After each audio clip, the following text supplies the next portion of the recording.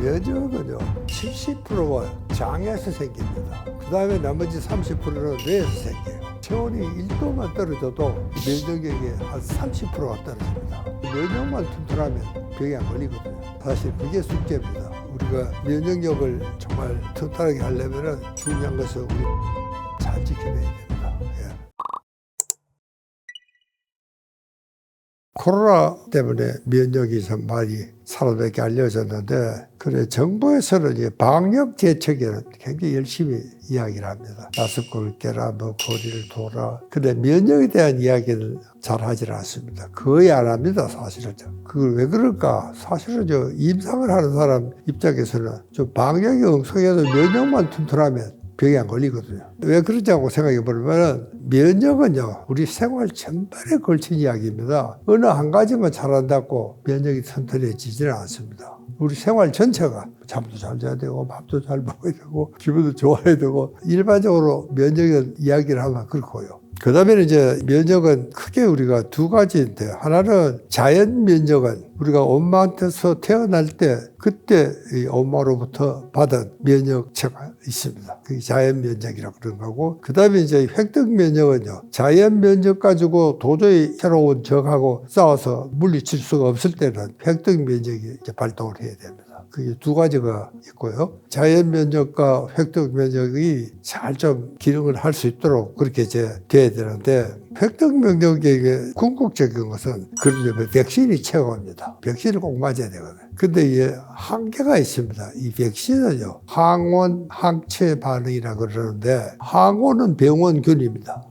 이번에 코로나가 병원균 아닙니까? 그러면 이제 이 백신은요 이 코로나에만 듣는 겁니다. 다른 데는 듣질 않아요. 그러니까 이게 백신은 앞으로 나오는 적마다 다 있어야죠. 그래서 이 사람들은 도대체 면역이 어디에 있는 건데 왜 그러냐 그러면, 면역은 여러분들 놀랍게도 어디에 있느냐면은 백혈구 속에 있습니다. 이 백혈구에도 종류가 굉장히 많아요. 근데 그 종류가 그 병원균이 어떤 균이 들어왔느냐에 따라서 백혈구 중에서 가령 임파구를 내보내는 게 좋겠다. 또 NK세포를 내보내면 좋겠다. 그런 거기에 있습니다. 제일 중요한 것은 면역 그러면은 따라 쉽게는 백혈구입니다. 백혈구에서 이제 그 항원에 따라서는 출동하는 게 다 다릅니다. 가령 요즘 이제 항암세포 그러면 이제 NK세포를 항암세포를 이 암에 대해서, 그렇게 암도 하루에 우리가 보통 한 5천 개에서 한 10,000 개가 하루에 생긴다고 합니다. 그런데 이제 그거를 NK세포가 잡아먹는 거야, 다. 그걸 다 잡아먹어버리면 암이 안 생기는 겁니다. 그런데 그러면 이제 어떻게 하면 이제 면역을 좀 튼튼히 하느냐, 숙제는 사실 그게 숙제입니다. 제일 좋게는 이제 아까 내가 이야기했듯이 이 백신을 맞는 게 최고입니다. 우리가 이 면역력은 이제 6도 5부에서 7도, 37도 요 사이에서 면역이 제일 강해집니다.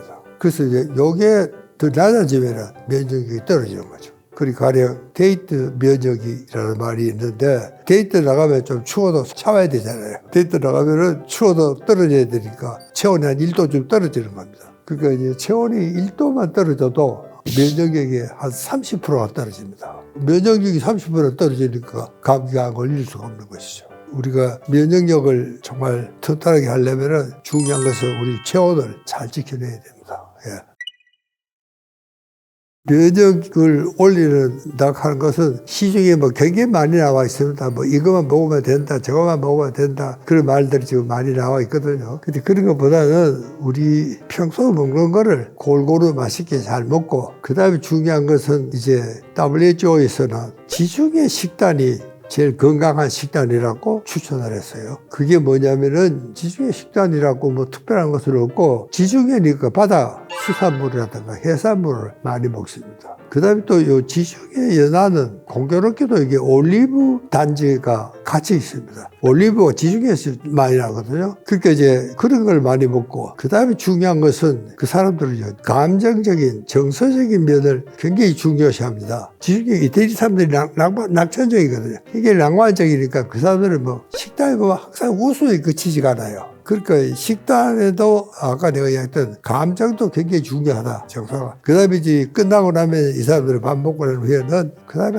이 식사했던 사람들끼리 한 20분쯤 걸어요. 아주 참 즐거운 담소도 노르면서 내가 보기도 참 보기 좋더라고요. 그렇게 걸으면은 그거를 그 사람들은 파세기아타라 그래요. 그렇게 걷는 거는 식후에 걸으면은 상당히 건강에도 좋고 소화에도 잘 되고 좀 면역도 튼튼해지죠. 그렇게 되면. 그래서 그 지중해 식단을 음식 자체가 뭐 특별히 대단한 것도 아닌데 그 섬지역에서 웬만하면 그런 거 다 먹잖아요. 그런데 이제 이 사람들은 정서적인 면을 굉장히 강조를 한 것 같습니다. 기분 좋게 먹어야 된다. 음식을 먹을 때도. 그래서 이제 그 사람들은 아마 그런 이야기를 한 것 같습니다.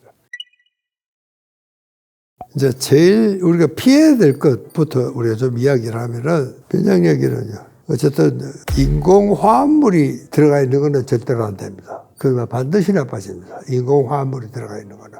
우리가 농산물도 유기농 농산물이라 해야지 좋다. 그래서 이제 면역력 이야기할 때는 반드시 유기농 이야기가 따라 나옵니다.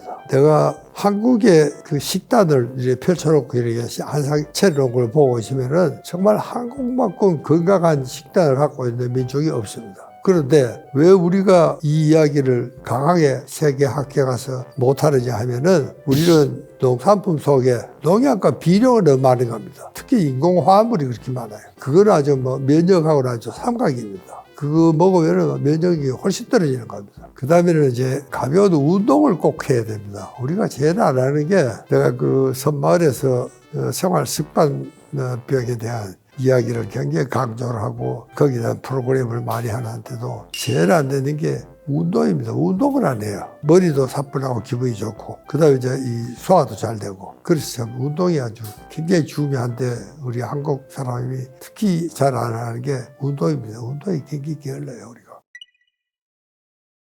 면역은요 70%가 장에서 생깁니다. 그 다음에 나머지 30%는 뇌에서 생겨요. 그러니까 이제 우리가 얼마 전까지도 우리 의학계에서는 굉장히 초조하게 기다렸던 것이 유전인자 DNA였습니다. 이 DNA 지도가 만약에 우리가 다 읽을 수 있는 시대가 오면은 우리 이제 걱정 안 해도 될 거다. 그렇게 생각했는데 실제로 이제 2000년 초반에 미국의 면역 소작이 발표를 했는데 우리 굉장히 실망을 했어요. 사실은 뭐 면역하고 직접 관련되는 병은 6개밖에 안 된대요. 그거 학습을 했다고 크게 의학계에 기대했던 것만큼은 전혀 안 되고 그야말로 정말 좀 문제가 되는데 면역 중에서도 특수한 항원, 항체가 이렇게 연결이 돼야 되는데 이번에는 이제 그게 이제 안 됐으니까 굉장히 우리가 좀 애를 먹고 그것을 이제 백신을 개발하는 데까지는 상당한 이제 시간이 이제 걸릴 수밖에 없는 그런 것이 이제 현실인데 그렇게 그때 우리가 DNA 검사라고 굉장히 사람들이 실망을 하고 그러고 나니까 장에 대한 관심이